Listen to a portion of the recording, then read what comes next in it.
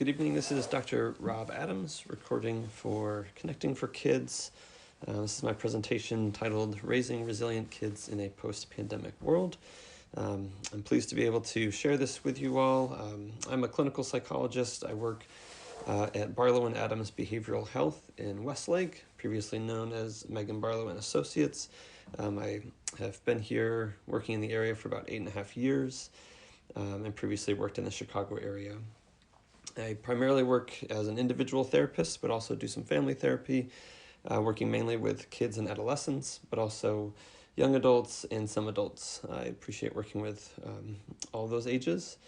In my office, most of my clinical work probably centers on anxiety and depression, disruptive behavior, ADHD, and autism. But then there's other issues with self-regulation, social skills, things like that, school disruptions that we work on as well. I have 3 children of my own, 2 in elementary school and 1 in middle school, and so I get to kind of experience the parenting side of some of these things as well. And so my objectives today are to discuss the landscape of child and adolescent mental health, particularly the last 5 or 6 years post-COVID-19, gain knowledge about strategies to support healthy child development, explore how parents can model and develop resilience in children, and figure out practical steps for fostering meaningful social connections and relationships. And so just to lay a little bit of context, when I think about this, I think back to March 13th, 2020. That's when I remember it was a Friday the 13th, and my kids came home and were told, don't come back, we're starting spring break now. My wife had a trip that was canceled just due to concerns about flying. And so for the kids that are now in the 0 to 12 years old range, back then they were 0 to 6. So they were in daycare, pre-K, kindergarten, maybe some in first grade already. And so for them, if it wasn't true already, the child care and schooling context shifted to the home environment. And there was an unclear time frame for returning to school and to play dates and family gatherings. And that's important to me because for adults, but especially for children, there is a great importance of predictability, clarity, consistency. Like these things help create a sense of security. And so when we didn't have that, which was true for all of us, that created maybe more distress. There were different rules for different families. It was hard to understand what exactly the problem was, what should we follow, what were the risks. And all of a sudden, some of the positive things in life suddenly became potentially risky. So for children, all these sports or activities or even school became a possible risk. Going to grandma's house, something that maybe I enjoy, but now all of a sudden I might get her sick, and the sickness is hard to understand and it's hard to deal with. So again, lack of clarity is very difficult for all of us. So there was social disconnection going on, and there were less experiences of typical friction. And you'll hear me talk about friction a few times in this presentation. And by that, I mean that there are experiences in life, normal experiences, where we experience some type of friction. So it could be that a certain class for a child is difficult. New concepts are frustrating at times. Social dynamics can be confusing. So these experiences of friction help us to grow. They are necessary, they are important, and shouldn't be avoided. But during COVID, all of a sudden, some of those typical friction experiences were reduced. So I no longer have to manage all of the social dynamics of school because I can just be at home in my pajamas on a screen. Or some of the rigor of school lessened because some of the lessons were simpler or the workload was reduced. So all of a sudden, we had less friction. So we'll kind of keep coming back to that. So some of the impacts on child mental health included increased rates of anxiety and depression, and we saw this in our office as well. There's increased social isolation, which for some kids created a lot of distress right away. Other kids, that social isolation probably caused some relief because social relating is difficult for them. So their distress might have come later when we were returning to, social experiences. There was an initial drop in suicide rates, particularly or possibly because of less school and social stress. But then there was a bounce back in 2021 and 2022. And we saw that including in like rates of emergency department visits for suspected suicide attempts. There was less contact with social support services for youth in general, and this was especially true for vulnerable populations. And so signs of distress and more immediate supports were sometimes not present. There are some reasons to be hopeful. Indicators of well-being have remained stable throughout the past 5 years. Distress levels have returned to pre-pandemic levels, which is typical following a disaster. There was a decrease in suicide rates in 2023 and 2024. Data has shown that continued a little bit. This is national data. Obviously, every life is very valuable, and so we are talking about changes, but each community, each county, each state might have slightly different data, and each one does matter. But we have seen some positive things, and that might be in part due to increased attention to mental health needs and services within the school environment. And so COVID, affected every kind of circle of influence on us. So on this chart here, you see that you have the individual factors for the person, their age, their genetics, any disabilities, their intelligence, coping skills. Then you have their immediate family and those relationships, their stability financially regarding their mental health. And that expands to their immediate community. It has to do with their school or faith community, and some of those factors. Then you have their environment, neighborhood safety, access to medical care. Are there, climate or natural disaster issues going on in that environment? And then larger societal issues is kind of this largest circle around the individual, where there's social and economic issues, racial issues with media, technology, those types of things. So each of these layers in somebody's life was affected by the pandemic, and each of us have to consider which layer was most impacted for us or for our children.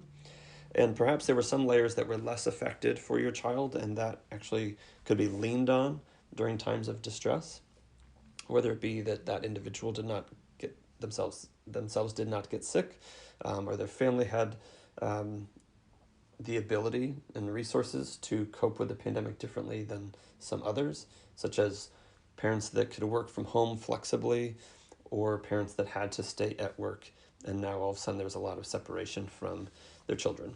So again, these were different factors that impacted and shaped mental health for children in general, but including during the pandemic.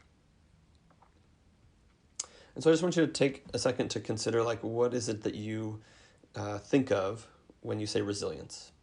When you think about what exactly resilience means, and what does it look like when you see it, or where do you see it missing for your children or other children?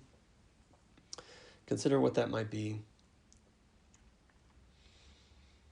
Consider that resilience is something that can be modeled and taught and practiced through a stable, reciprocal relationship, and that it occurs through experiences. So it's not just something that I have as a concept, but that I put into practice in lots of different ways. And so some definitions of resilience can include returning to stable and adaptive functioning following negative events, effective coping and distress tolerance when there's adversity, and successful adaptation. And that could mean physical, emotional, relational adaptation. And so how are you as parents demonstrating resilience? I want to start with having you consider your own modeling. Are you engaging in resilience? And I imagine that you are in different ways. But an important follow-up question is, do your children see that? Do they hear about your experience of resilience? Or do they just hear about the end product? Do they just hear you celebrate, the final outcome of this project you've been working really, really hard on and collaborating with other people on? Do they hear about, that the job was acquired, or that the project, met its goal? Or do they hear about the process? Do they hear about, and do you give attention to, how you had to overcome different trials, how things were frustrating and challenging at times, how working interpersonally had its bumps, and here's how you were resilient through all of that. And so there was friction that you experience in your life in these different ways, and it's important that we be communicating about that in the process of resilience to our kids, not just the outcome, because the outcome can be different for different kids. And like, for example, I have one daughter that I took them to a climbing gym, and she got up to the top of the climbing wall with, let's just say, 20% resilience. It didn't take a lot of resilience for her to do that. There was some anxiety, but it wasn't huge. I had another daughter that just to get halfway up the wall took maybe 80% resilience. It was very, anxiety provoking to have to climb this. And so even though she didn't get the final product that her sister got, her demonstration of resilience and coping was much greater. And that's an important thing for her to recognize and be proud of and to build upon, rather than kind of feeling down that she didn't get to the top of the wall.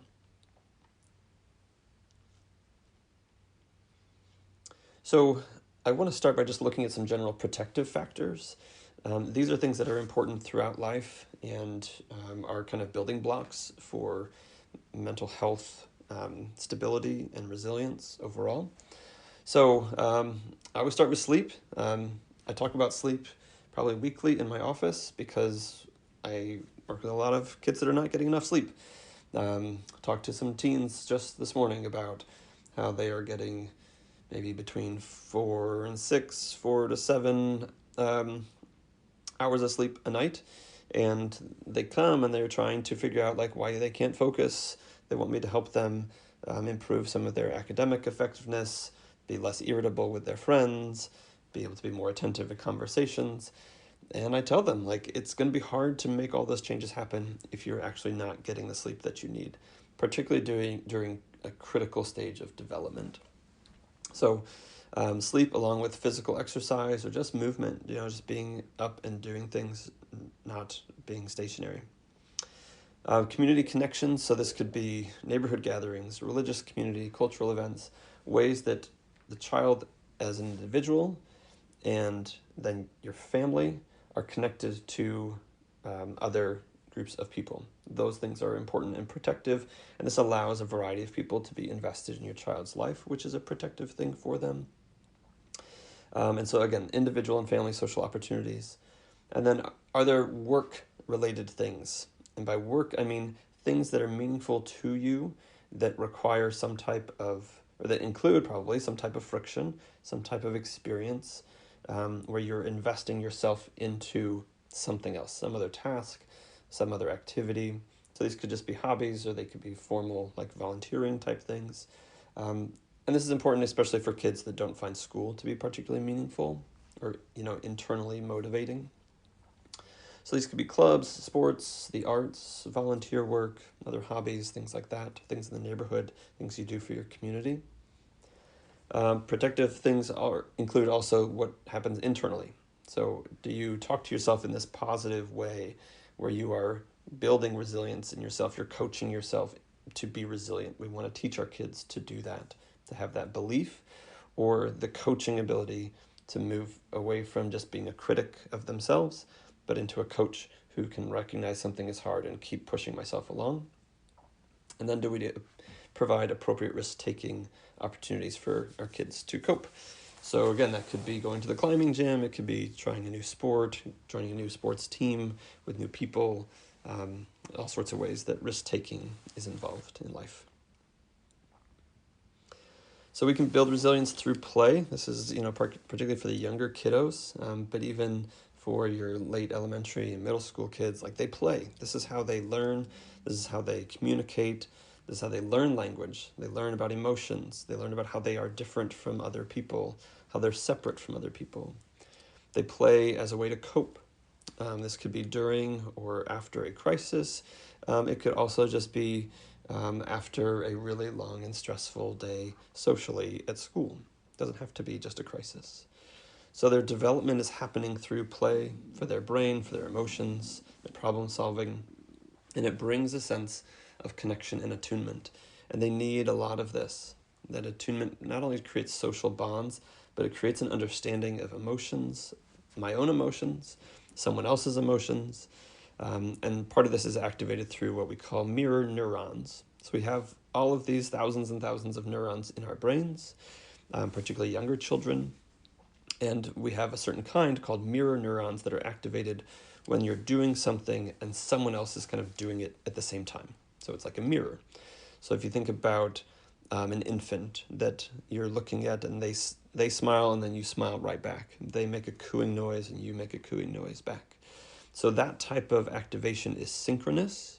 And as we all learned during the pandemic, became very familiar with synchronous and asynchronous. So a synchronous interaction means it's happening at the same time. So that's really critical. And that has implications for in-person play versus technology-based connection. So again, it's critical. These mirror neurons are critical for noticing and understanding emotions, which is needed for learning empathy, social skills, and again, just these interpersonal interactions. And digital communication, particularly social media, are often asynchronous interactions and might be more performative rather than interactive. So those are things. Well, I'm going to come back to some things about technology at the end as well.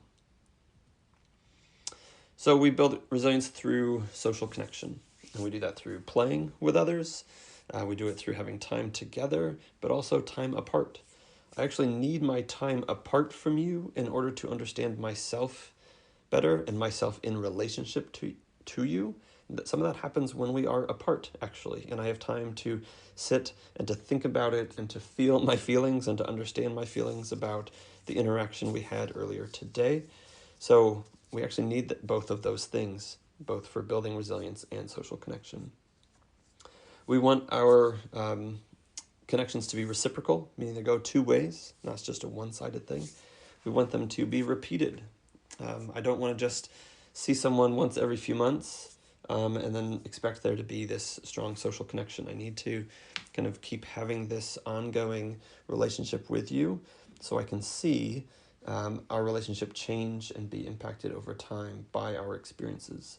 So perhaps we have some type of disagreement or tension on the playground, and I need to see that in the next week or two that we can come back and we can play again and pick up where we left off in a positive way or repair what needs to be repaired.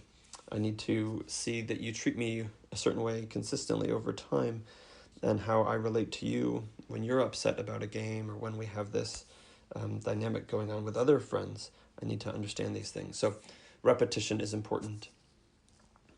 Virtual and in person can have positives. Definitely have worked with kids that really benefited from having virtual connection opportunities increase throughout and after the pandemic. But they are also limited. They do not provide everything that is needed. In-person opportunities can provide a lot of distress for some kids, and so the virtual provides an opportunity for them to connect without that distress. But they also perhaps need some of the in-person experiences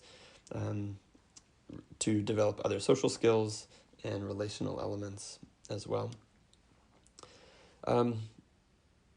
Going back to the idea of time together and time apart, I'm kind of maybe jumping ahead to talking about the social media stuff, but just wanted to kind of point out one piece about technology is that the way that we have leaned on technology and used it more and more is that one, I guess, consequence of that is that our kids really don't have to be apart.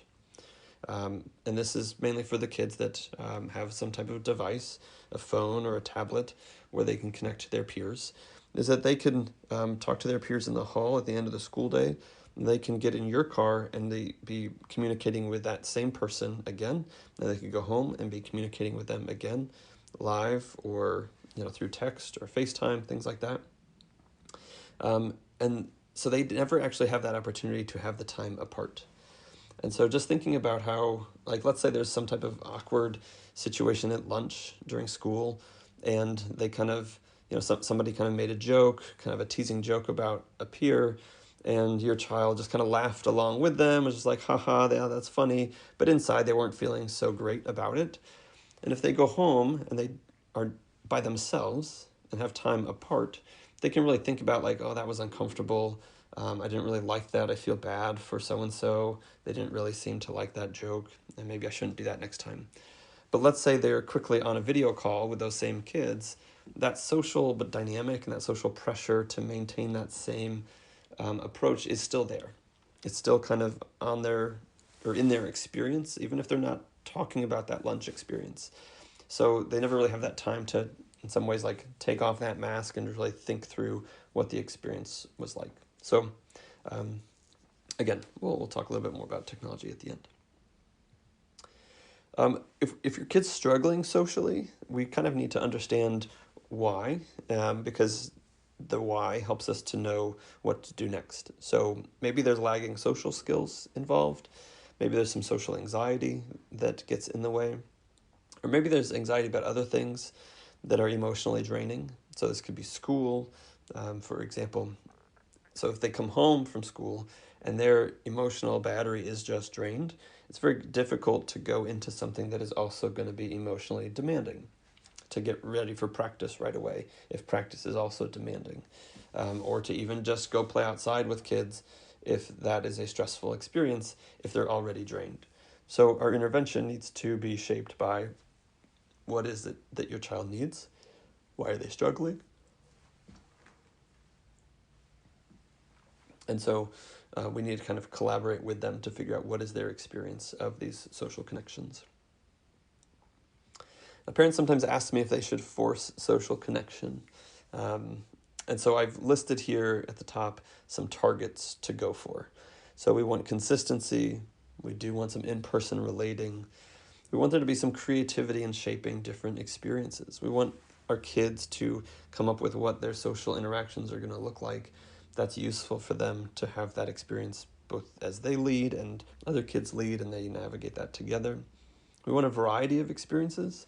So play can be, it can be collaborative, it can be competitive, it can be parallel play where we're kind of playing alongside one another, doing similar things.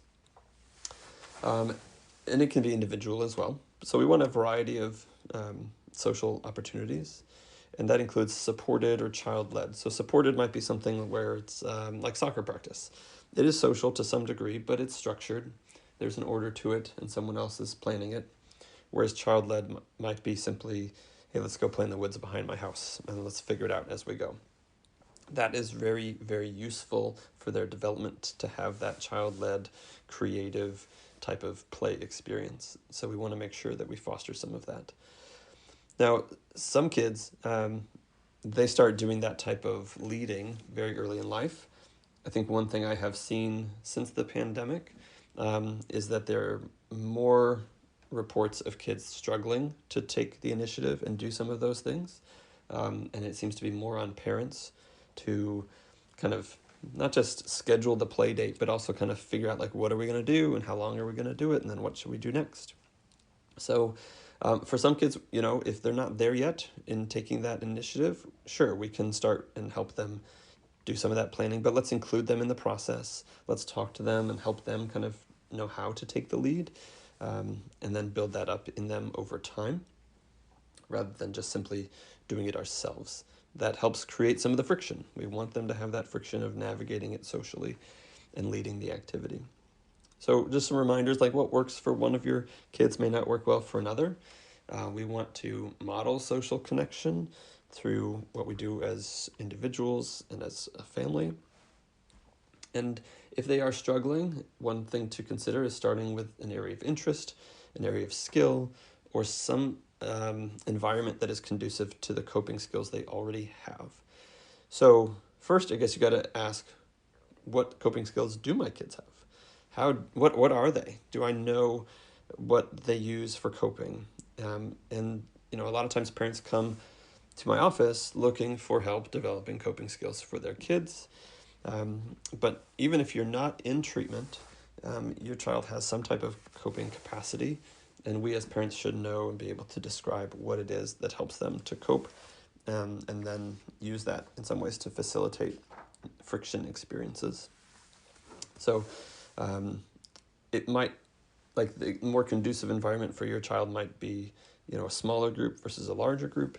It might be something with a little bit more order at the beginning and then less order at the end, and could be a more familiar location.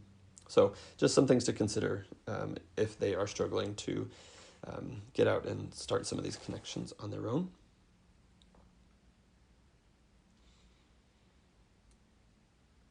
One more thing regarding when to push. There is a difference between being alone and being isolated. We all need time to be alone, some more than others. And so just because your child spends some time alone after school or wants to play alone, that is not inherently bad or a sign of distress. It could simply be their way to recharge, their way to explore the world, and be, learning about themselves in a way.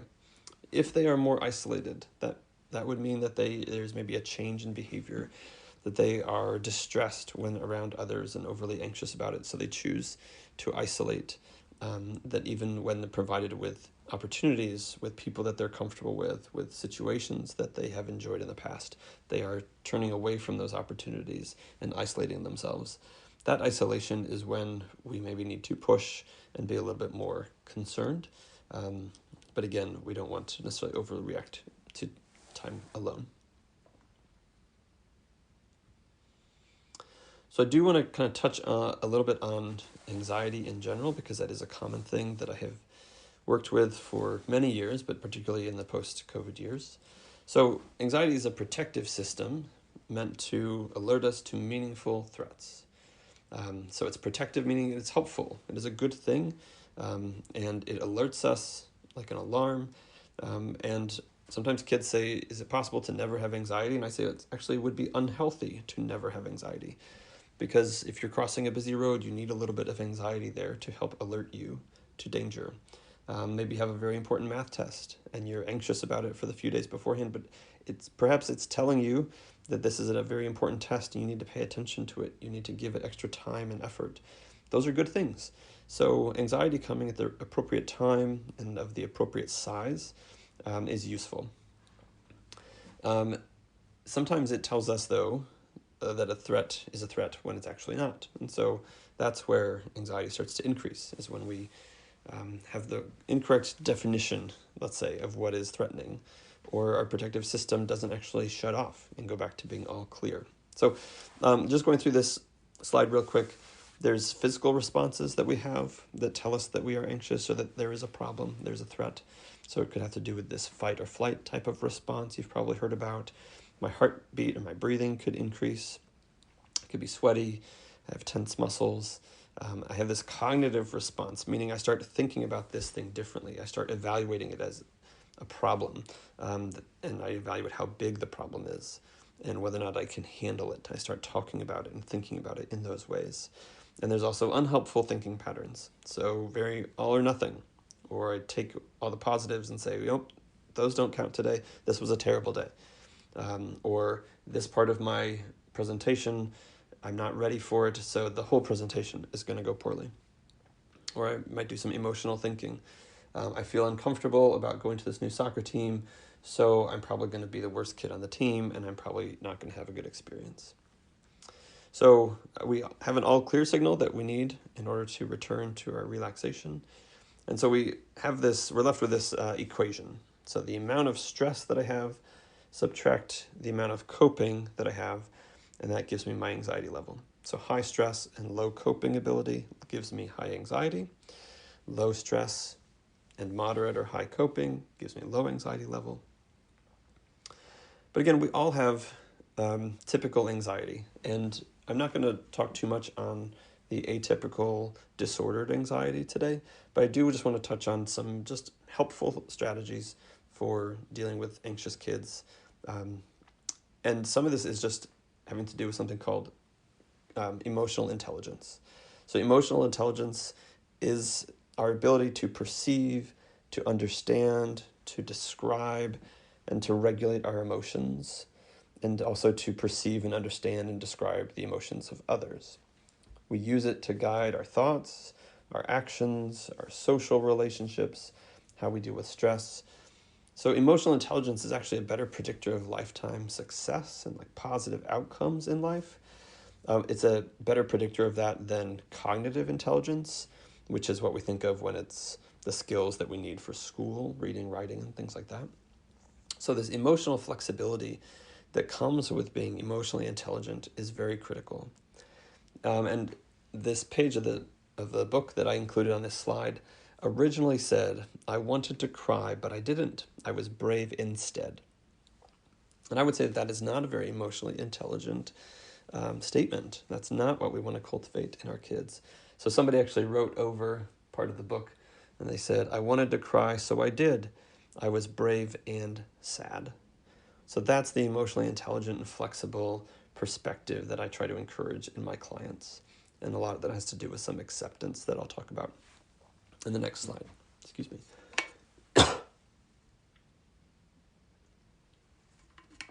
So to help cultivate some of this, we as adults can help to narrate what we see.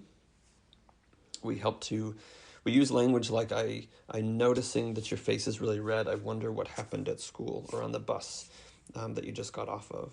Then we want to validate their emotional experience, instill hope that they will feel differently. We can remind them of times, that, hey, an hour ago you felt this way. What are the chances that in an hour from now you're going to feel something different than what you're feeling right now? So we want to help them to see that positive things are happening around them, not just what is happening in the current moment. Provide different coping options, which we'll get to next, and flexible communication options. And what I mean by that is sometimes it is hard for kids just to sit down face to face and talk about their feelings. So we want to be flexible and give them other opportunities. For some, that means, we talk about it in the car so that we don't have to look at each other. We can kind of have the radio on in the background.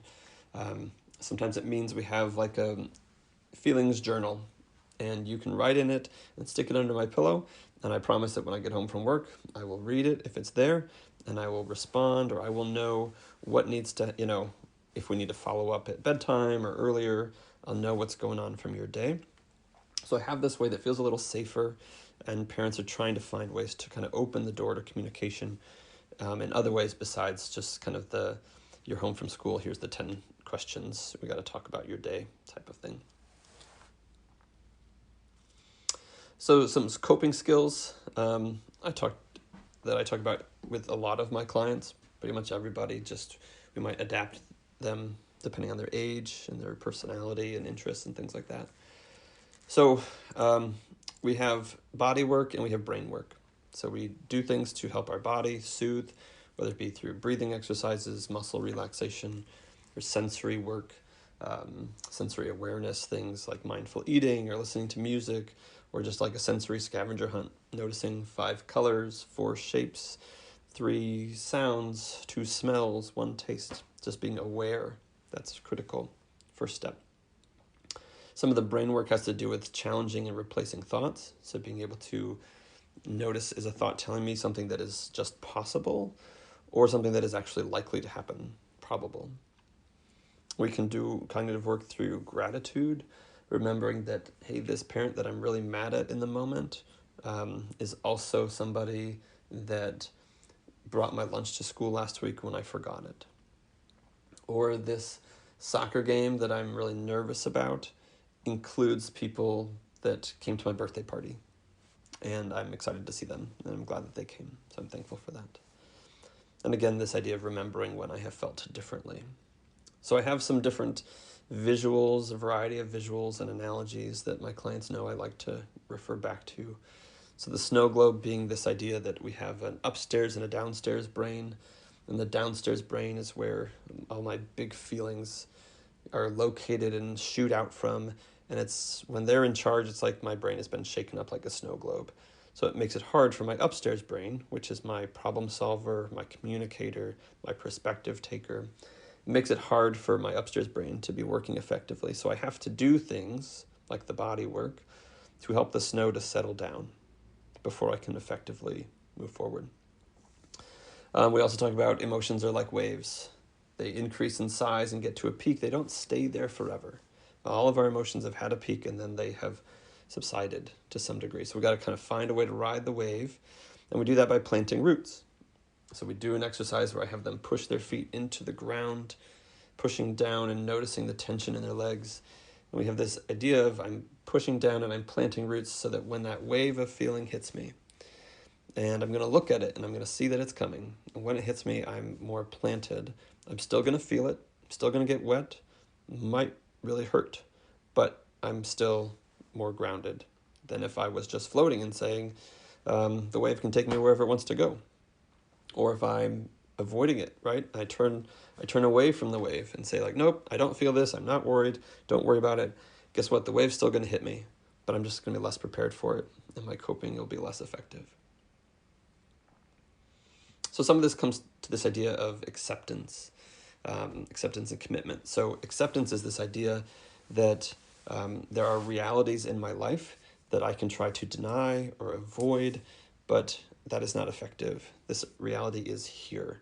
So do I accept that I'm going to get a flu shot, it's going to hurt, but also that that hurt will end? If I can accept that, then I'm not going to be stuck to it. I'm simply going to feel what I feel. If I get stuck to it, then I'm going to think that this pain is never going to end. It's the worst pain ever. And that stuck feeling is often because I'm not accepting of the reality that is there. The other end of that, I guess, extreme would be that I stuff my feelings away. I deny them, pretend that it's not actually there, and that is also not effective long-term either. So that's kind of what I may do. I may get stuck to my emotions, I may stuff them away, and our goal is to try to find this middle path where I can feel them. And then I can move towards coping. I can move towards emotional health through my values and through more helpful actions like coping skills, instead of things like angry outbursts and unhelpful impulsivity or avoidance in general. Now, I need to make sure that I always say like that some kids need additional help. And these are some clues that consulting with a mental health professional would be useful. So is there clear and ongoing change in their behavior? Not just for a couple of days, but it really persists for weeks at a time or maybe even months. And that you see that in multiple environments. Is there functional impairment, where an area of life where they seem to be doing really well, now they are really struggling to handle the school or daily routines and hygiene, handling social situations, things like that?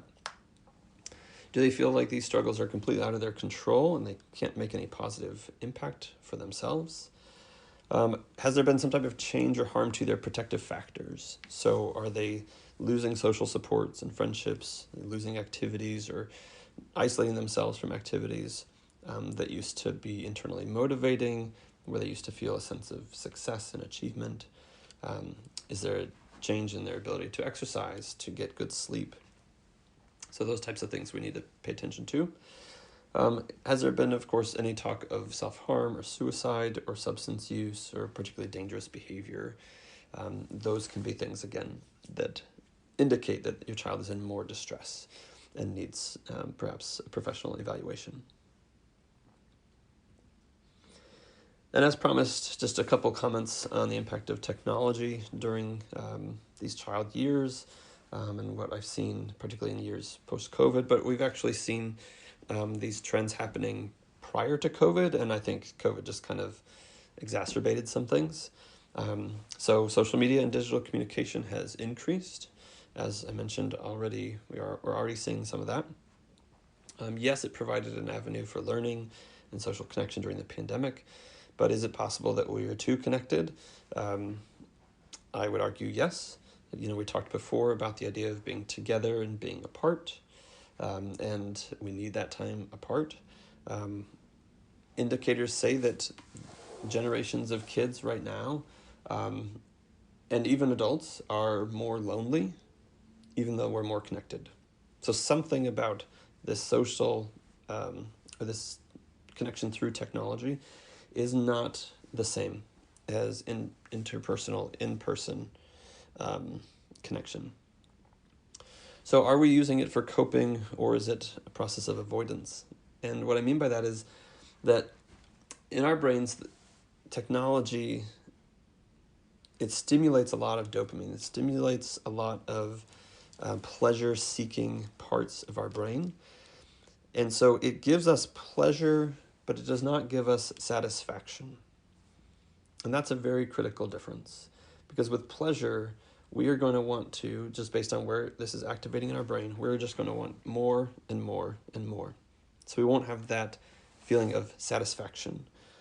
Whereas perhaps at the end of a soccer game that required some friction, there was a lot of excitement, there's a lot of stimulation going on, but at the end, I feel satisfied.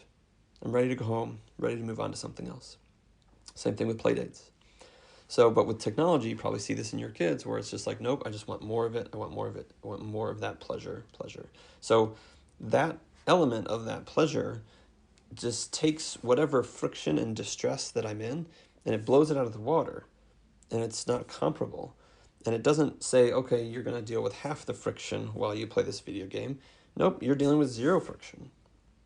Well, all of a sudden, now I've got to put the friction, or I've got to put the video game down and go back to the friction, right? Maybe go back to my homework, go back to that family conversation about the time I yelled at my sibling or whatever. So I got to go back to the uncomfortable thing. Well, I went from like 0 to 60, right? All to nothing. So, or none of the friction to all of the friction. Whereas if I was doing a breathing exercise, if I was doing some of the brain work, some muscle relaxation, I'm still experiencing some of that friction internally, but I'm doing something to kind of cope with it. So now instead of all of it, I'm just kind of handling it at a lower grade level. I'm focusing on something else, but I'm still experiencing some of that friction myself. So now when I need to return to the friction task or conversation, I'm in a better place for it. And technology doesn't do that as much. It just says, be completely away from it, stimulate your brain a lot, and now turn off that stimulation, right? Go from this very pleasurable thing, get rid of it, and now move over to the friction again. And so that's where sometimes it's not the most effective coping tool.